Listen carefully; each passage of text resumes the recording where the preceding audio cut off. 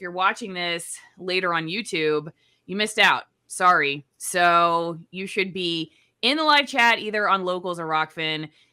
Locals is alismar.locals.com, and you can be part of my editorial board and pose questions for people like Christina, either ahead of time or during. So Radix Verum, Christina, is back. She writes on Substack a lot of amazing articles. So go check her out on Substack, Radix Verum. And okay, so Christina, the first thing we're going to talk about is this video. And number one, tell me if you can't hear it when I start playing. But number two, if you want to just raise your hand or something when you want me to stop, let me know. So tee this up for us. What are we about to watch? Okay, so what we're about to watch is Senator Josh Hawley. He is discussing here what we just found out from whistleblower documentation about the Department of Homeland Security's Disinformation Governance Board, which they testified, Mayorkas testified last month that there was no documentation relating to any of this. It was just going to be a working group. They hadn't really started it. That's not true at all. As we're going to hear from Mr. Hawley, they were doing a lot, and this goes back to September of 2021 at least. Okay, here we go. For holding this hearing. I would hope that as we discuss violent extremism, that one thing that we could all agree on is that it is wrong and dangerous for any political actor and certainly any executive administration to try to leverage the threat of violent extremism to mislead Congress, to go after political opponents, or to threaten the speech and First Amendment rights of law-abiding citizens. But unfortunately, that is exactly what the Biden administration has done. And we have new insight into that today because of the actions of a patriotic whistleblower who contacted my office along with Senator Grassley a short time ago and provided to us documents from the Department of Homeland Security relating to that agency's Disinformation Board that Secretary Alejandro Mayorkas testified about sitting right there just a few weeks ago. But according to the documents that I have in my hand here that Senator Grassley and I have now made public, the testimony that Secretary Mayorkas gave to this committee, under oath, I might add, was in many respects deeply misleading. Deeply misleading. And the information we've now learned about the administration's efforts to track and censor American speech is deeply shocking. And I'd like to take a moment to go through with this whistleblower, who I thank for that person's patriotism, to go through what these documents disclose. You know, Secretary Mayorkas said that the efforts of the department with the Disinformation Board were new in response to my questions about whether there were documents, meeting minutes, other documents related to the Disinformation Board. He suggested that there weren't any because the board hadn't met. Well, in fact, we now know that the Department of Homeland Security began working on standing up this board as early as last year. In a memorandum dated September 13th, 2021, the Undersecretary of DHS writes to the Secretary, to Mayorkas, about the need for the Disinformation Board. And here's the interesting thing. They explicitly cite domestic violent extremism as a reason to stand up the censorship board, but it quickly goes far beyond that. Okay, we can in the same paragraph. Go for it.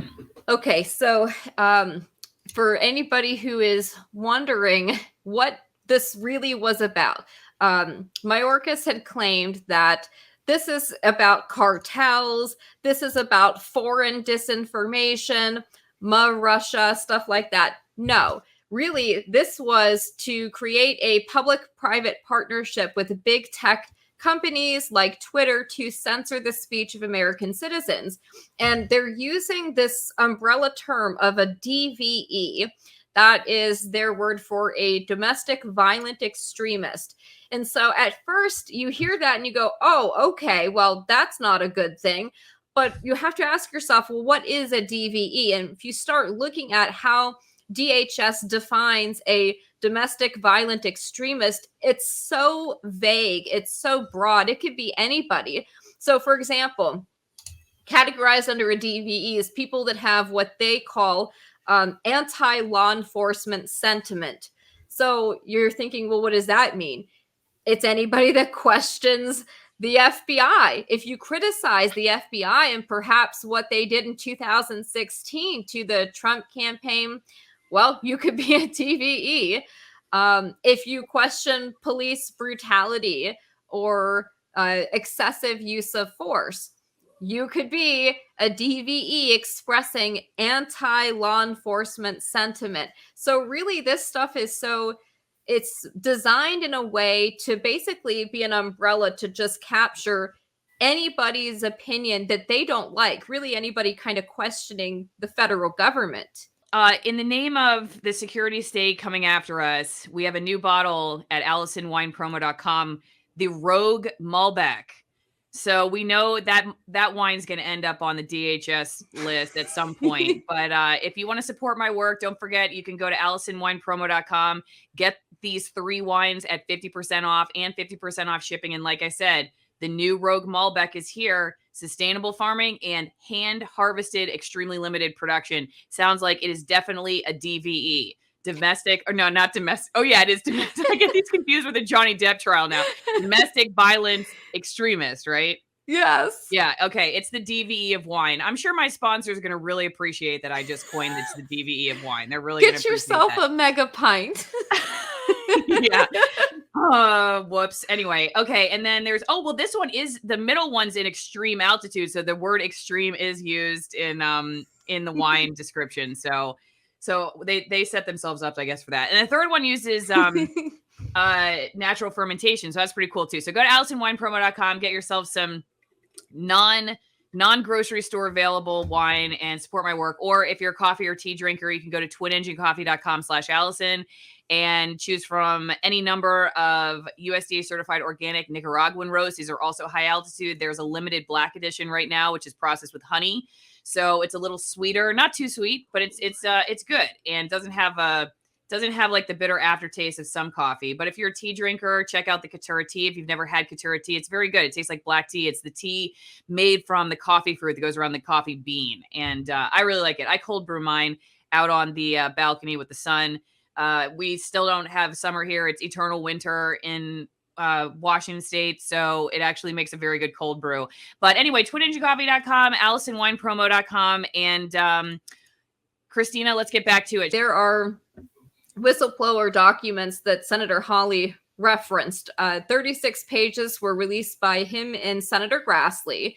And this comes from a DHS whistleblower. And this shows you that this working group goes back to September of 2021. If you want to bring up the PDF on that page 6. Let me get that up, loaded here.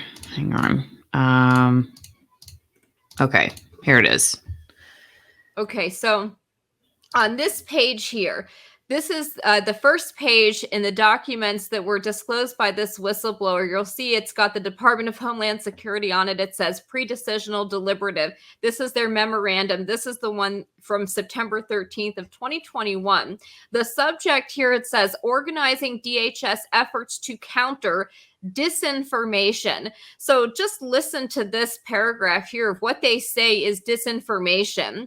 It says the spread of disinformation presents serious homeland security risks. And so for disinformation, they call that malinformation or misinformation. So they've come with a term now called MDM, misinformation, disinformation, or malinformation, which is incredibly Orwellian. But they say here, conspiracy theories about the validity and security of elections may undermine trust in core democratic institutions and amplify threats against election personnel and jeopardizing the voting rights of vulnerable communities. Okay, so in 2016, when Hillary Clinton said that there was a Russian effort to steal the election from her, would that have been considered? And we saw this within mainstream media as well. All of the articles where they talked about Russia collusion, right? That was them questioning the integrity of the election. So they're allowed to do it. You just aren't allowed to question it. And then it says disinformation related to the origins and effects of COVID-19 vaccines or the efficacy of masks undercuts public health efforts to combat the pandemic. So what's weird about this is the Biden administration itself has gone back and forth about the efficacy of masks numerous times since the beginning of the so-called COVID-19 pandemic. So again, it's like, well, what does this even mean?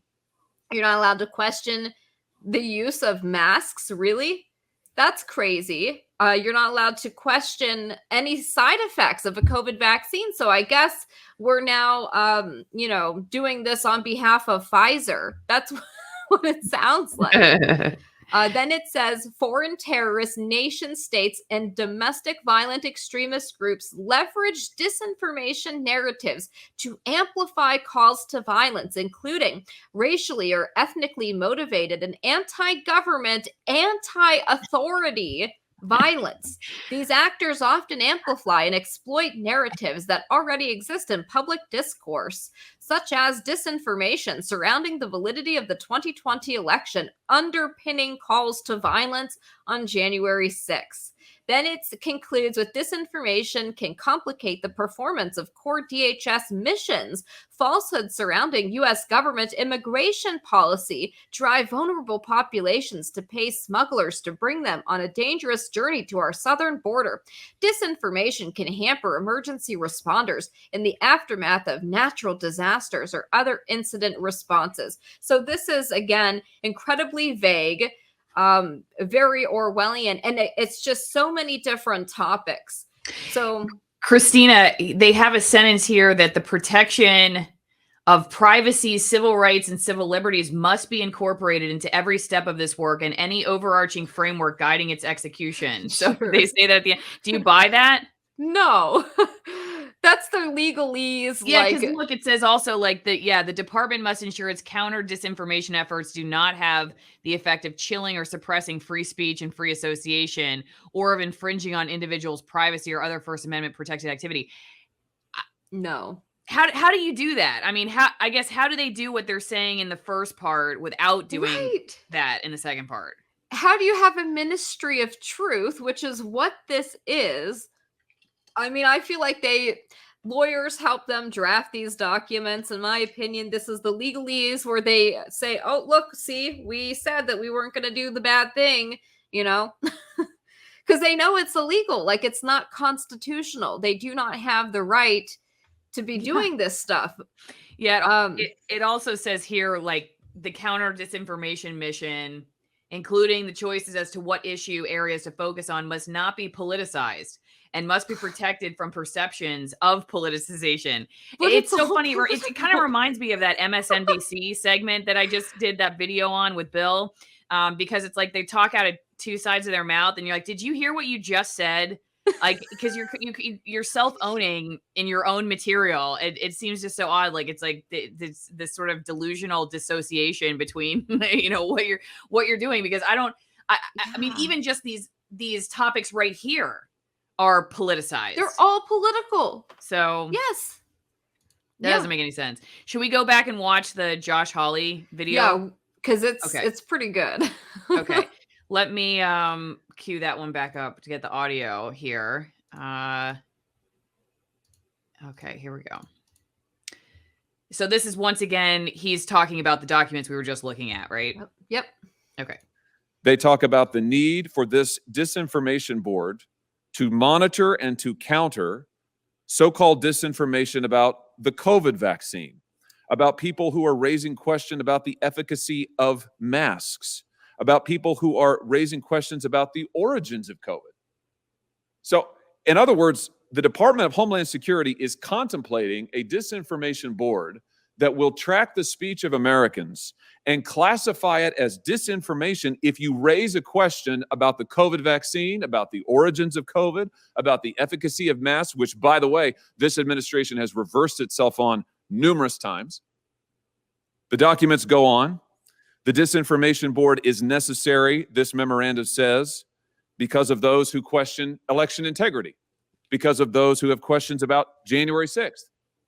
So now we get to the nub of it. We see that, in fact, this Disinformation Board from the beginning was meant to track and go after political speech that this administration did not favor. And for an executive department to do that, and frankly, to mislead this committee about it, is deeply, deeply disturbing, and it's wrong. I mean, it's just plain wrong. As we look through the documents, you see that what the secretary told the committee about the Disinformation Board's operation is just not true. He repeatedly told this committee that the Disinformation Board would be just a working group, just a working group. That's not what the documents say. There is a charter, a proposed charter, that the secretary himself signed personally on February 24th, 2022, that describes the Disinformation Board as having the authority to set up guidelines.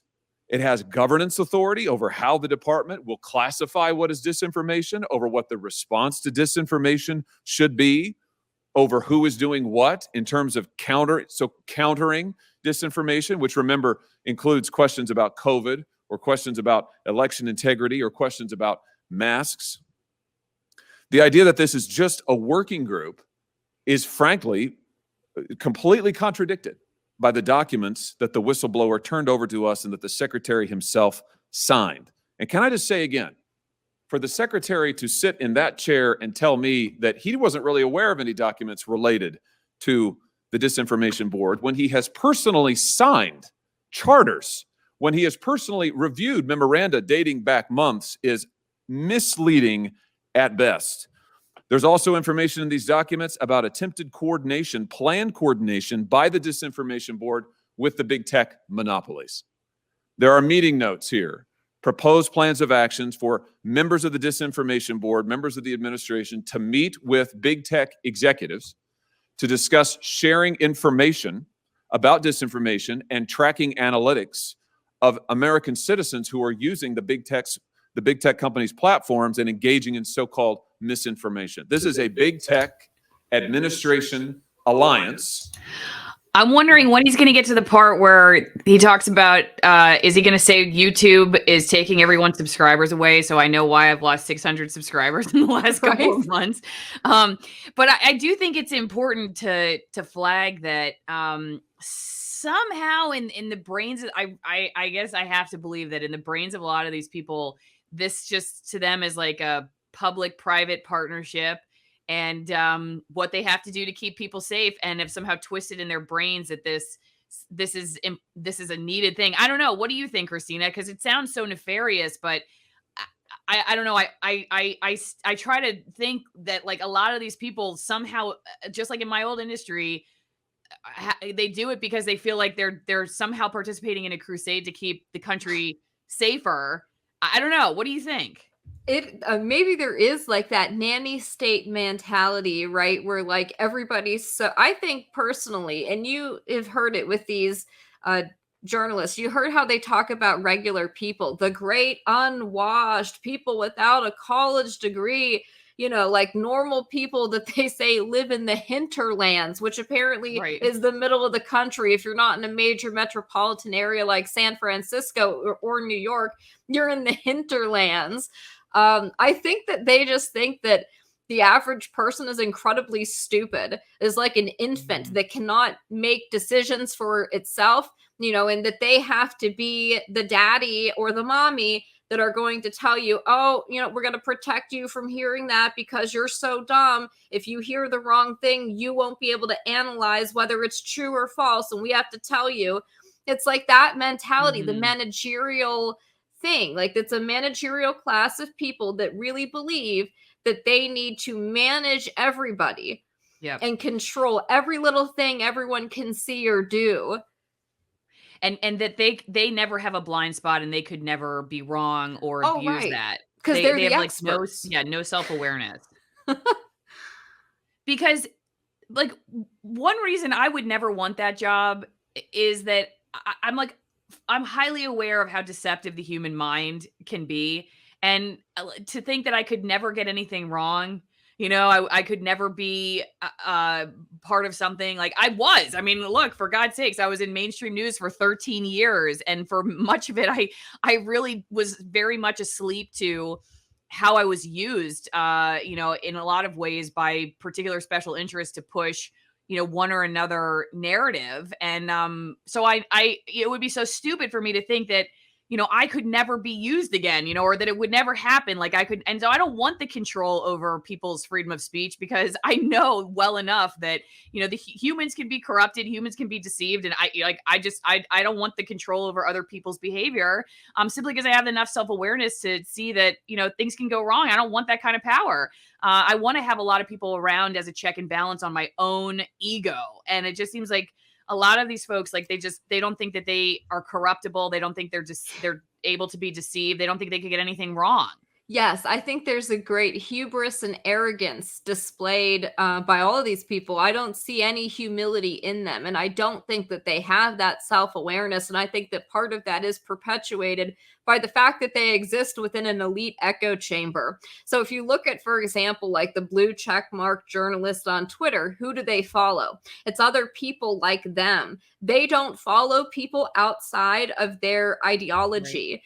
Like I when I was on Twitter, I followed a variety of people because I wanted to see different stories, different opinions. I wanted to see everything that was being put out there and see a variety. They are not like that. They follow other people that are exactly like them, other blue check liberal journalists. And so they exist within this little bubble, protected from what anybody else thinks. And when they do see it, they're removed from it, right? It's not something that they really experience in their lives. It's like something somebody over there said, and they can call that person uneducated, unwashed. They can assume this person doesn't have a college degree and that they're better than them, and then they have everybody around them in their echo chamber telling them like, yes, that's right, you did a good job. It's self-congratulatory. They had this air of self-importance.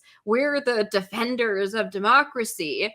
And so every time they put out these false stories, they get other little blue checks going, oh, good job, and sharing it. And I think that has given them this false sense of like accomplishment and like the status of like an expert. And they will question people with medical degrees that were saying something counter about COVID or these vaccines. They're like, no, you're not allowed to do that, as if they would know. And right. They did the same thing with the Johnny Depp Amber Heard thing. They're not lawyers, but they're going to sit here and like pontificate on things that they simply have no expertise in. Yeah. And, honestly, it's the pontificating to me is less concerning than not allowing others to pontificate, right? So it's like, yes. There's bias everywhere, and there are commentators all over the place that drive in a particular lane. Some I agree with and some I don't. And some of them are, very similar, I guess, in the structure of the way that they approach some of these topics. But my concern is that one of them would be trying to silence the other. I would rather them, have the ability to say their biased pontification, and then I don't know, they balance each other out. And so, right. So it's like less concerning for me that these people say stupid things and criticize doctors. Like, I think that's dumb. And I wish that they were more self-aware, but I'm more concerned that they don't see that their blind spot, and then they're trying to silence other people. That concerns me the most about all of it and I don't know, like, obviously this isn't new. I mean, the idea that you can't be a dissenter is not a new thing in the United States or anywhere really, right? There are lots of governments that have come after dissenters. So I guess one other question for you that I'm curious about is, how is this different in your opinion in nature or content or context from past efforts of the U.S. government to track and silence opposition? I don't really think it's different in the way that they're doing it. I think that they've been doing this stuff for a long time. I think that they have worked with big tech for a long time. Really, I think that what's different about it is they don't feel the need to hide it anymore. I think that what this was just kind of making it official. I think they've always had these sort of unofficial alliances with big tech. And if you really want to go back and look into the origins of Silicon Valley and some of these big tech companies, let's just say Google, for example. Google has its origins in a joint CIA-NSA research grant.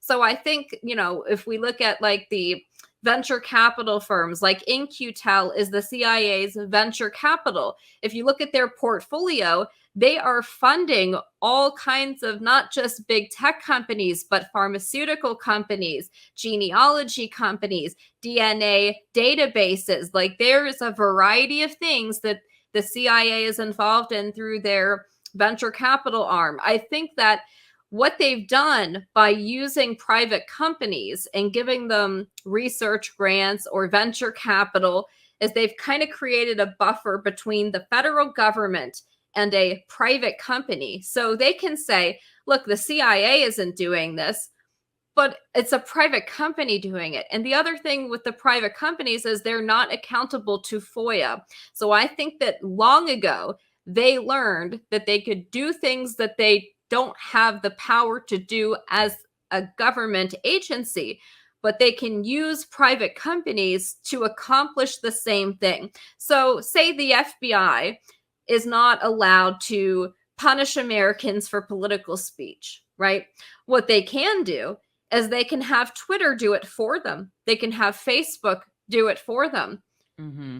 And that's how they get around these, the Constitution and laws. And so I think that what made this different is they just don't feel the need to have it a secret anymore.